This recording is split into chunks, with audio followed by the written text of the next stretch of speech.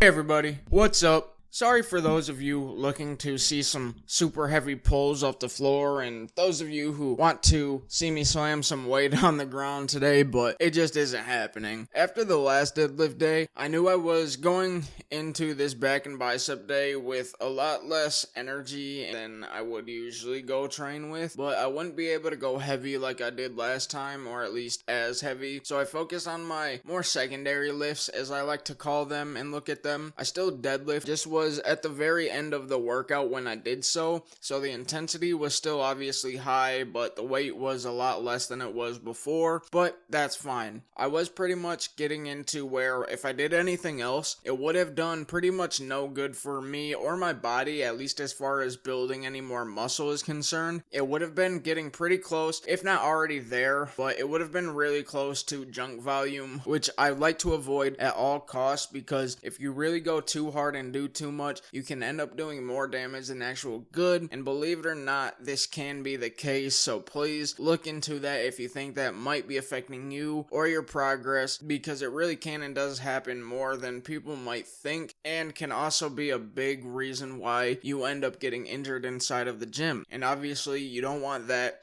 otherwise you won't be able to train at all. I also did some heavier lat pull downs this week too, so that was a really good way to substitute not getting that volume in with the compounds in this session, because if you're missing that big or that many sets, then yeah, you are going to have to make up for it, or else you're leaving way too much on the table as far as muscle gains potentially. And I mean, that's what we're all here for, right? Is getting those gains. Don't leave muscle gaining potential on the table while you're training. The only person you're hurting is yourself when you do that. Instead of, quote, getting it done in the next session, then every time you tell yourself that, then you will do it not only more often and reassure yourself that it is okay to slack off, but you're missing so much potential growth per session, which adds up, right? Because per week, month, year, etc. Like, it all adds up every time you do that, because you do the most amount of growing right at the end of the workouts and right at the end of each and every set, right? So why give up so early and leave so much of your best gains on the table? You are leaving so much potential there, and it's all about how we think about these things at the end of the day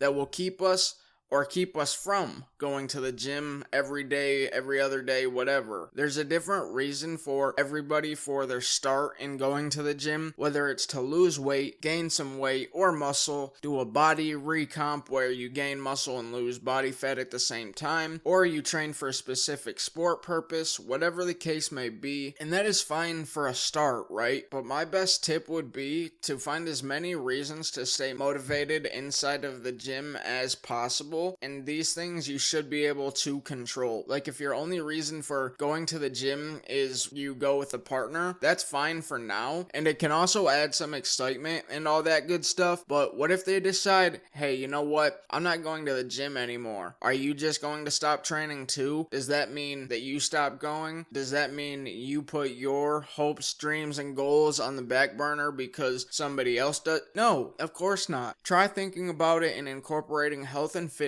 more into your day-to-day life, and you will be happier and see some positive results. I can guarantee you that. I'm enjoying it. I'm loving how I feel. I can't wait to see how far we can take it, and thank you for all of the support lately on all of the videos. I cannot believe we've came so far online and offline, in the gym, everything. It's super motivating to start seeing some results, which of course took time for myself to see, but that's what makes it all the more rewarding. I always say this, but if it was easy, then everybody would be doing this, right? So no matter where you are in your journey, just keep your head up, and as long as you're not messing around too badly with your diet, and when you're in the gym for your time to train, if you give it all your effort and you really push yourself, like, not lying to yourself, whatever, just cut the crap is what I'm getting at. Pick it up if you need to. If you start with those two things, I don't care what your body looks like or who you are, unless there's something there medically or something with your genetics or whatever, you will get and see results, and you will feel better mentally and physically. I can absolutely promise you that. And then beyond that, life really starts to change. It really can. I'm living proof of how the gym can turn someone around from the complete bottom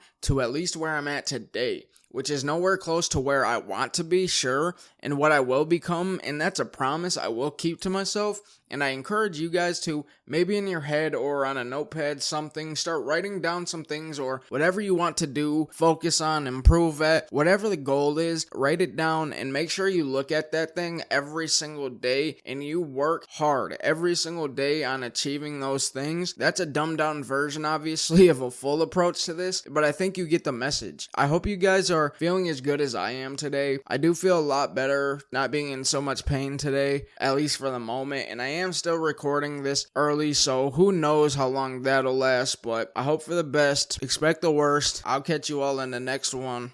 Peace.